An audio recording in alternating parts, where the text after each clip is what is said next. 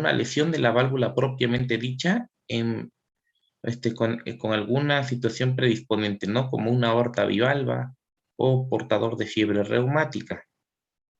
Puede haber una lesión de la pared aórtica, por ejemplo, un aneurisma, una dilatación, sobre todo de la aorta proximal, que condicione obviamente pues una dilatación del anillo o un compromiso de esta pared aórtica que implique una insuficiencia. Puede haber una lesión combinada de más de una de esas estructuras o una lesión valvular asociada a alguna alteración congénita.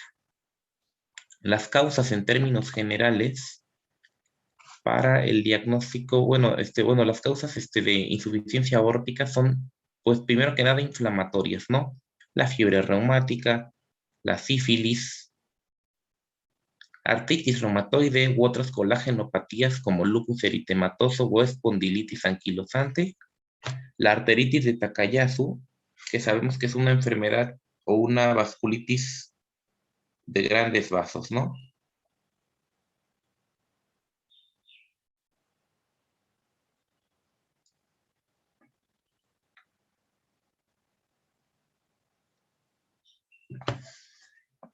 También pues hay causas estructurales, ¿no? Como una aorta bicúspide, aneurisma del seno de Valsalva, disección aórtica, mixomatosis.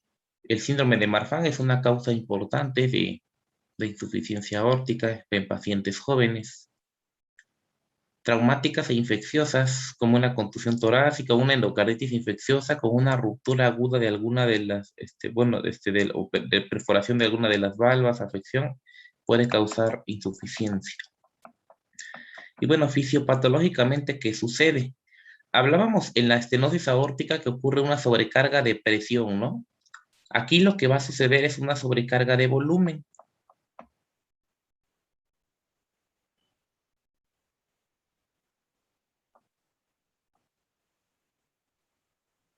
Ok. Entonces, este aumento de volumen ¿por qué sucede? Porque primero está el llenado ventricular normal, ¿no? Es decir, lo que le llega de la aurícula más el volumen que regurgita de la aorta al ventrículo. Es decir, no solamente en ese momento, en la diástole no solamente le va a llegar al ventrículo, ahora sí que pues la sangre procedente de la aurícula, sino lo que se está regresando, ¿no? Por la válvula insuficiente. Esto va haciendo de manera progresiva que aumente la masa del ventrículo izquierdo. Es decir, el VI va dilatándose, va aumentando de una forma excéntrica, no concéntrica, a diferencia de la estenosis aórtica, donde pues como mecanismo compensatorio, pues ahora sí que va a haber un aumento del grosor para intentar disminuir el estrés de la pared. Aquí lo que va a ocurrir es una dilatación progresiva, ¿no? O una hipertrofia excéntrica. Obviamente va a haber, igual, conforme avanza la enfermedad, disfunción del ventrículo izquierdo con aumento de la presión final diastólica en etapas avanzadas, igual que la insuficiencia mitral. Y al igual que la insuficiencia de la válvula mitral, la distensibilidad, al menos de manera inicial, va a ser normal, ¿no? La distensibilidad sabemos que es la capacidad de albergar volumen sin modificar presión. Aumenta el volumen sistólico, aumenta la presión sistólica aórtica.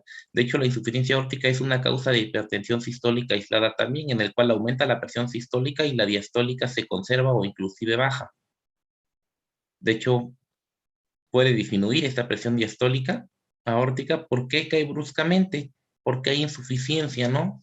Generalmente quien mantiene la presión arterial diastólica normalmente es la elasticidad de la aorta, ¿no? Lo decíamos en la fisiología de la presión arterial. Pero como le cae volumen, es decir, al estar insuficiente la válvula, la presión cae y esto va a hacer que aumente la presión diferencial o presión del pulso. Es decir, suele aumentar la presión sistólica, disminuir la presión diastólica y por lo tanto aumentar la presión diferencial o del pulso. También aumenta el tiempo de expulsión del ventrículo izquierdo por el retorno de sangre hacia esta cavidad. Disminuye la diástole. ¿Por qué se acorta? Pues el hecho de que la presión diastólica caiga rápidamente hace que las coronarias se llenen menos, particularmente la izquierda, ¿no? Porque estas arterias pues se llenan, habíamos dicho, ¿no? Que la mayor parte de las coronarias se llena, o el mayor porcentaje del llenado coronario ocurre durante la diástole. Esto va a conllevar en un aumento del consumo de oxígeno. Al aumentar la masa del ventrículo, obviamente condiciona la isquemia, disminuye el volumen sistólico efectivo por fracción que se regresa, disminuye el aporte de oxígeno, y obviamente a largo plazo isquemia del miocardio y falla del ventrículo izquierdo.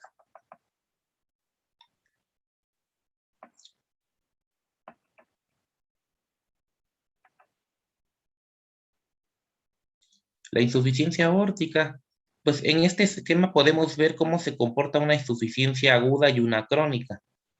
Generalmente en la insuficiencia aórtica aguda, por ejemplo, una endocarditis, ¿no? Rápidamente aumenta la presión del ventrículo izquierdo por el retorno de sangre de la aorta al ventrículo.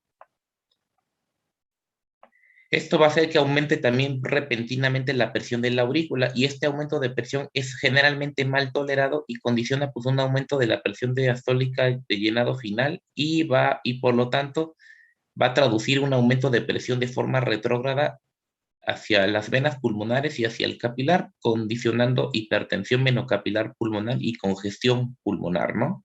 Síntomas de insuficiencia cardíaca aguda, disnea, ortopnea, disnea paroxística nocturna, ¿no? Y, y bueno, la presión, en el caso de la crónica, como podemos ver, comparativamente en la crónica ya hay una dilatación de cavidades, ¿no? Es decir, por el retorno aortoventricular de manera crónica, aquí el aumento de la presión ventricular es un poquito más paulatino, ¿no? Es decir, la presión diastólica durante mucho tiempo se mantiene normal y aumenta progresivamente la presión en la aurícula, pero en menor intensidad. Por eso es que esta valvulopatía, de manera parecida a la insuficiencia mitral, es en general bien tolerada en etapas tempranas por los cambios compensatorios en estas cavidades. Observamos cómo está dilatado el ventrículo, cómo está dilatada la aurícula, pero por una consecuencia pues ya crónica. En la aguda este cambio brusco no es bien tolerado.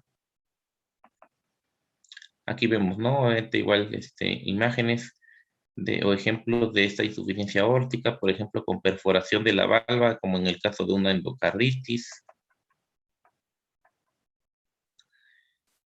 Aquí lo importante que tienen que saber ustedes es la clínica, ¿no? Cómo identificar o reconocer y tener una sospecha clínica de insuficiencia aórtica.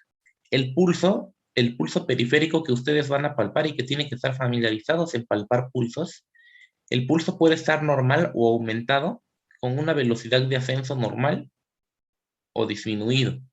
Es el denominado pulso saltón o de Seller o pulso bisferiens. Sí, realmente en la insuficiencia básica pueden encontrar un espectro variado de pulsos, ¿no? Acuérdense que el prototipo del pulso de la estenosis aórtica es el parvus et tardus, ¿no? Y el pulso característico o el pulso que puede haber en la insuficiencia aórtica, pues es el pulso saltón, el pulso de Seller, o martillo de agua, ¿no? O el pulso bisferiens, ¿no? Con un doble pico sistólico. La presión arterial, como habíamos dicho, ¿no? La sistólica puede estar normal o aumentada, la diastólica puede estar normal o disminuida, y esto, por lo tanto, condiciona un aumento de la presión diferencial, ¿no? O del pulso. ¿Cómo es el latido del ápex?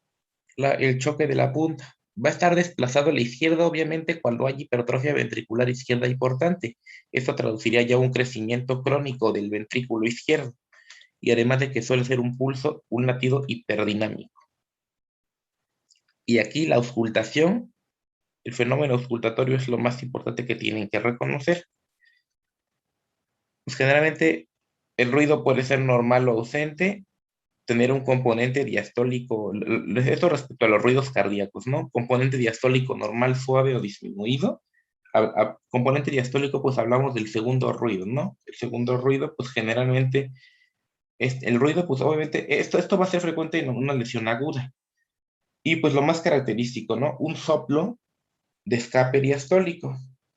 Los soplos de escape, o los llamados escapes diastólicos, son soplos protodiastólicos, es decir, al inicio de la diástole, descendente, porque el ruido se escucha más intenso al inicio de la diástole, y conforme avanza va disminuyendo su intensidad.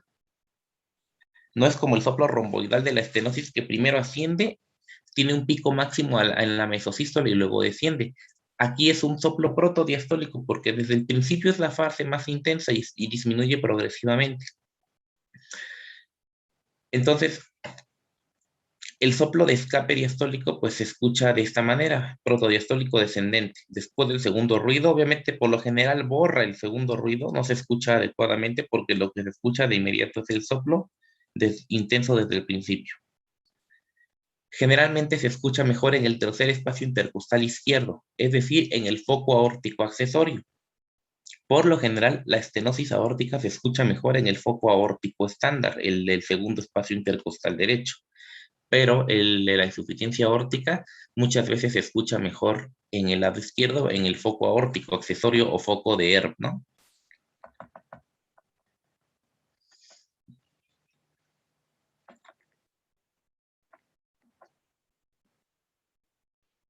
Ok. En general, la insuficiencia aórtica es la valvulopatía que más signos periféricos tiene, ¿sí? Estos solamente son unos tantos, realmente la lista de signos clínicos es muy larga, pero estos signos clínicos permiten reconocer o sospechar, junto con el soplo, obviamente, pues esta valvulopatía, ¿no? A veces por el estado hiperdinamico del flujo sanguíneo, pues en este paciente, obviamente se puede manifestar de forma periférica en otros sitios. En ocasiones, pues el paciente puede presentar signos llamados signos periféricos, como el signo de Muset, que es un movimiento de la cabeza. Con cada latido existe como un cierto movimiento leve de la cabeza por el aumento del volumen periférico. El signo de Landolfi es la contracción y dilatación pupilar con el ciclo cardíaco, es decir, se exploran pupila y ven que tiene como una contracción cíclica, ¿no? El signo de Müller es un latido de la úvula. Estos signos domínenlos, se les van a preguntar. De una vez, ya lo saben. Entonces, el signo de Müller es el latido de la úvula. O sea, revisan la úvula y la observan que tiene cierto movimiento como si estuviera latiendo. Entonces, ese latido de la úvula, pues es un signo de insuficiencia aórtica severa. Generalmente el paciente debe tener una insuficiencia aórtica muy severa para presentar varios de estos signos. No siempre los presenta todos, pero puede presentar muchos de estos. El signo de Rosenbach es pues la presencia del latido hepático. Al palpar el hígado perciben el latido, ¿no? A nivel hepático. El signo de Gerard es lo mismo, pero a nivel esplénico, en el hipocondrio izquierdo, ¿no? El signo de Quinqué es un latido del lecho unguial. Se nota cómo los capilares se llenan, ¿no? A nivel del lecho unguial, a nivel de las uñas de los dedos. Es un latido del lecho unguial. El signo de Durosíes, ahí este signo, no, aparte está el complejo auscultatorio de Durosíes de la estenosis mitral, pero el signo de Durosíes o signo epistoletazo de Durosíes es un ruido sístolo diastólico femoral, es como un doble soplo epistoletazo que se escucha a nivel de la arteria femoral, ¿no? A nivel a nivel inguinal, sabemos que atravesando el ligamento inguinal, la arteria ilíaca se convierte en femoral, ¿no? Entonces, tienen que explorar también con el estetoscopio a nivel femoral y ahí pueden escuchar un doble soplo de pistoletazo que se denomina signo de Durosíes. Y el signo de Hill es pues un aumento de presión, es una presión de piernas mayor que presión de brazo, con una diferencia hasta de 30 milímetros de mercurio, es decir, ahí habría que tomar la presión en brazos y en piernas y encontrar esa diferencia evidente. Van a encontrar, dependiendo del autor, hasta 20, hasta más signos, ¿no? Realmente es una lista, ¿no? Esos son como los más importantes que tienen que buscar. Y bueno, y la historia natural de la enfermedad, cómo se comporta la insuficiencia aórtica, pues partimos con un paciente asintomático con una función del ventrículo izquierdo normal, es decir, inicialmente no se afecta a la FEBI. Obviamente un paciente, los síntomas pues tienen cierto factor pronóstico, ¿no? Obviamente es mayor la mortalidad de un paciente que está sintomático o que tiene ya disfunción del ventrículo izquierdo, una mortalidad de 6% anual. Un paciente asintomático que ya tiene cierta disfunción, pero está asintomático, su mortalidad es un poco menor. Y en general, pues bueno, obviamente estos pacientes pues también tienen riesgo de muerte súbita, aunque es un porcentaje relativamente bajo comparado con la estenosis aórtica. La estenosis aórtica se asocia más a muerte súbita.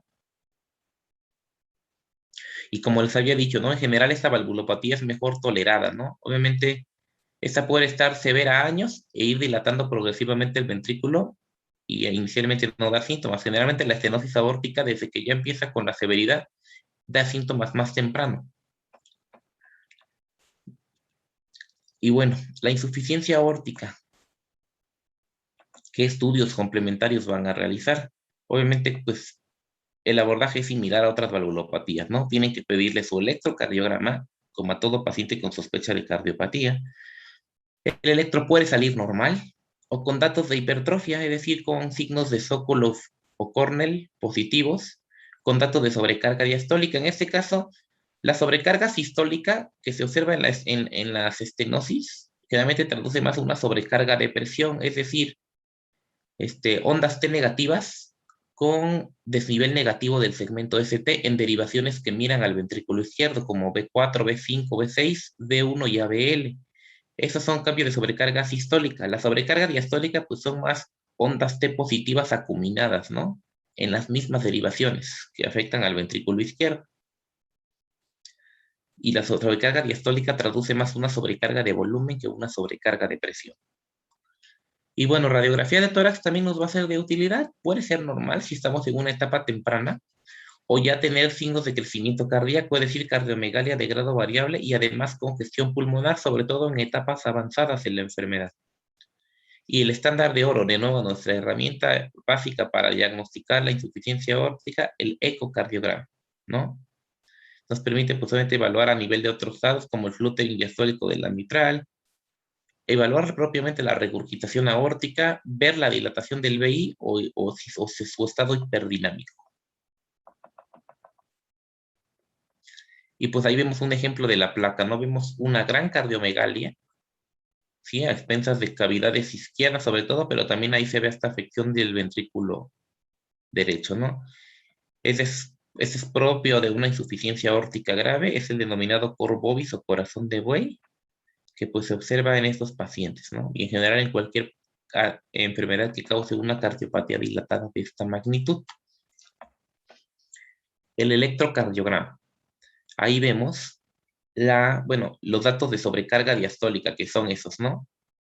Ondas T acuminadas o picudas, ¿no? Con en derivaciones izquierdas, como B4, B5, B6, que se observan, ¿no? Inclusive en D1 y en D1 y en ABL, pues también se observan con morfología similar, ¿no? Sobre todo en D1. Ya si viéramos como el segundo ejemplo, hablamos de una sobrecarga sistólica, con onda T negativa y desnivel negativo del segmento ST, pero la onda T negativa suele ser asimétrica. Si es simétrica, pensamos en isquemia. Si es asimétrica, pensamos en sobrecarga de cavidades. Aquí vemos otro ejemplo. Vemos cómo se observan igual los, pues esto es como una evolución progresiva de la enfermedad, ¿no? Primero, el primer electro que vemos, el de la izquierda, pues es una insuficiencia aórtica en una fase temprana. Pero ¿qué observamos en etapas más avanzadas, no? Ya hasta se ve, bueno, hay alteración en los voltajes, hay datos ya de sobrecarga, hay inversión de ondas T, ¿no? Entonces, ese es un electro evolutivo de un paciente que progresivamente va haciendo una insuficiencia aórtica cada vez más grave. Y bueno, aquí tenemos varias proyecciones en el eco para buscar una insuficiencia aórtica. Partimos de un par external largo, eje largo, donde de manera cualitativa, porque solamente observamos el YEC de flujo de la regurgitación aórtica, pero dado que la aorta no está alineada con el transductor, tenemos que apoyarnos de otras proyecciones para poder determinar o cuantificar la gravedad de la insuficiencia. Aquí vemos el jet y asumimos que ya tiene insuficiencia aórtica, pero para cuantificarla necesitamos una proyección como un eje apical 5 cámaras o 3 cámaras, donde la aorta se alinee con la dirección del transductor. Ahí podemos cuantificar por Doppler color y por Doppler pulsado y continuo, evaluar pues obviamente las velocidades, los gradientes, ¿no? Que nos puedan ayudar a determinar la severidad y ver si hay alguna estenosis concomitante o solamente es insuficiencia, ¿no?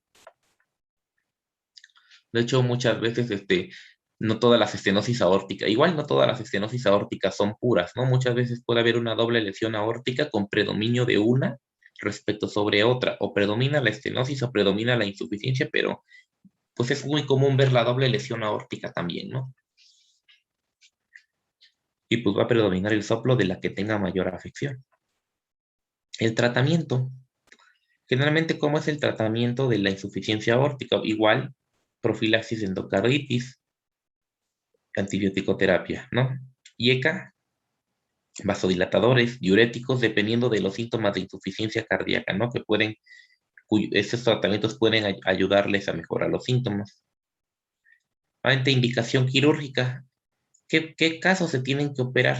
Obviamente, casos sintomáticos, insuficiencia aórtica severa con síntomas, o antes de los síntomas, se puede operar siempre y cuando ya tenga repercusión sobre el ventrículo. Es decir, si el paciente ya tiene una FEBI menor o igual al 50%, un diámetro telediastólico mayor de 70 milímetros, o un diámetro telesistólico mayor de 50, es decir, dilatación del ventrículo izquierdo, o diámetro telediastólico indexado por superficie corporal mayor de 25, con que tenga esos parámetros de ventrículo izquierdo en diámetro diastólico, diámetro sistólico y FEBI, está indicado la cirugía aún en ausencia de síntomas.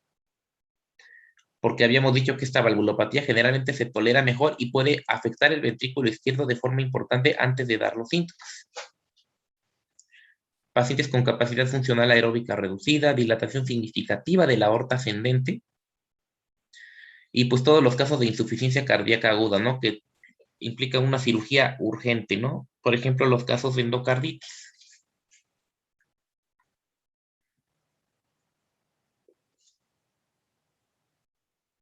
¿Qué tratamiento tiene qué casos tienen clase 1 de evidencia para operar, ¿no?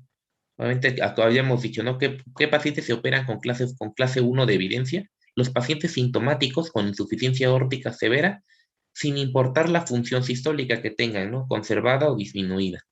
Pacientes asintomáticos con insuficiencia crónica severa y disfunción sistólica del ventrículo izquierdo menor de o igual al 50% en reposo.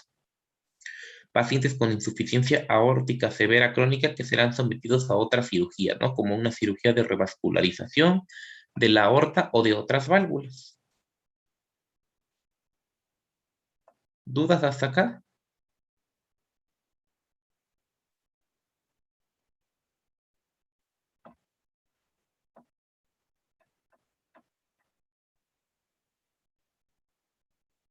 No, doctor. Ok.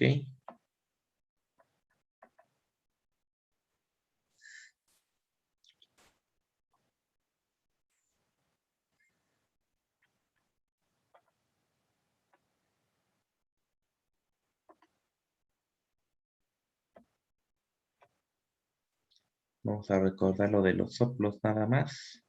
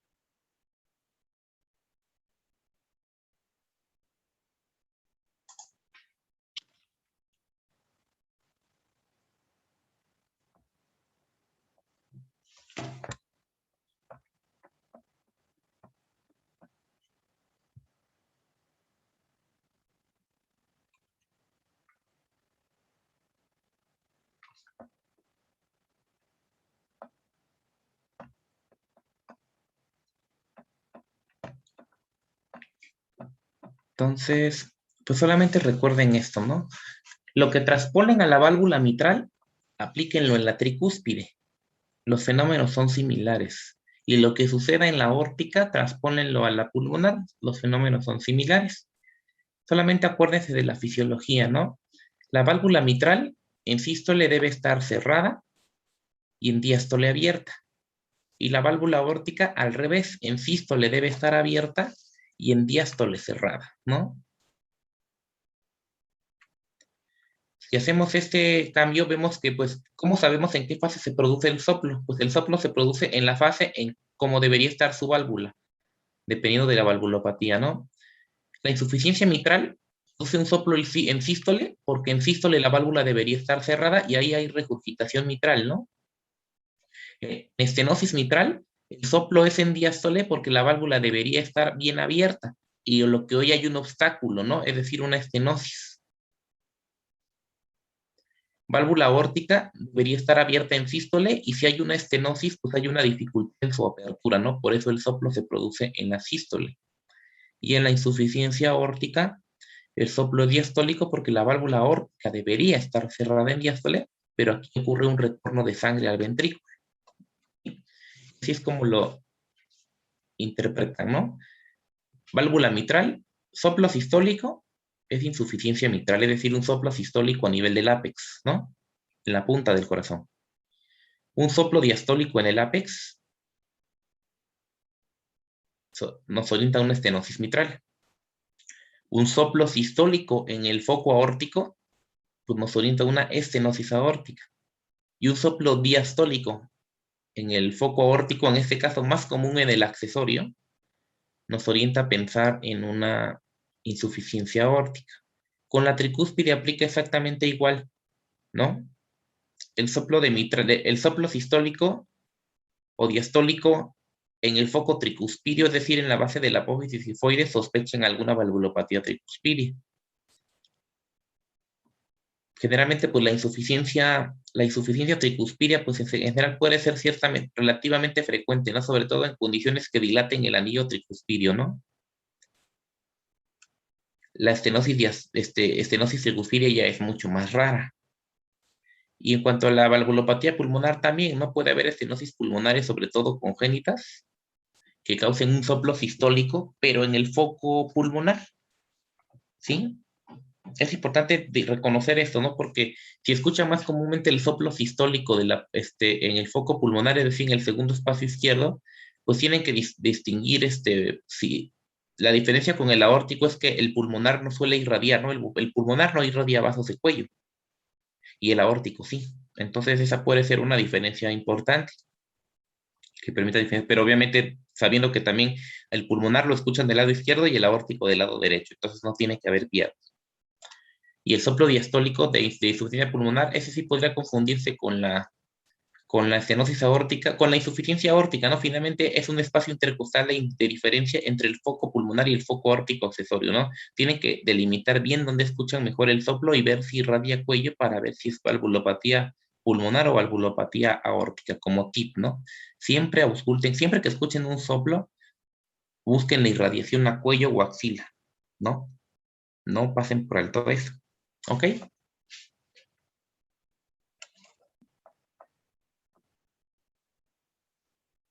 Sí, doctor. Ok. ¿Alguna duda, algo que quieran comentar al respecto?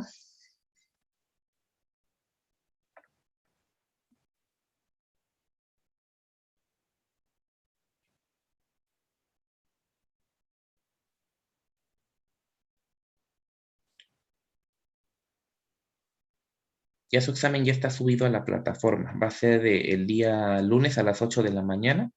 Son 30 preguntas de opción múltiple. Y entonces no hay pierde.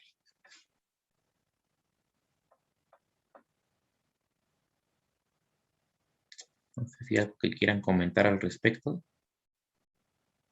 De todas maneras, nos vamos a ver el martes pues, para la revisión.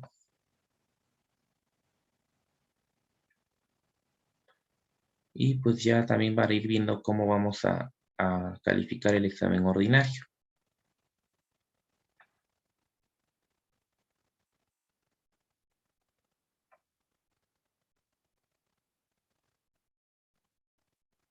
¿Dudas, preguntas, comentarios? No, doctor, ninguno. Sí, creo que no, ninguno, doctor. Ok. Pues realmente ya vimos lo más importante de valvulopatías. Pues realmente ya pues hasta aquí va a venir el examen. Ya se está incluido, obviamente tienen la información de las valvulopatías, más todo lo que vimos de cardiopatía isquémica y de insuficiencia cardíaca. Va a venir desde, ¿cómo se llama?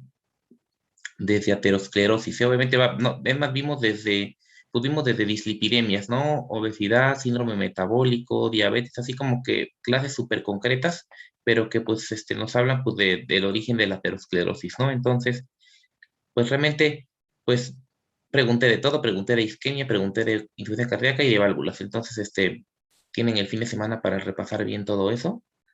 Y a veces se les va a preguntar de todo lo que vimos, no se va a preguntar más allá de. Entonces, pues si tienen el tiempo para repasar como es debido, y ya nos veríamos bueno, el lunes el examen, ¿no? Y el martes nos vemos para retomar pues, los temas, ¿no? Pues Sí, doctor, muchas gracias. hasta aquí dejamos la clase. Hoy fue un poquito más rápido porque era nada más una valvulopatía.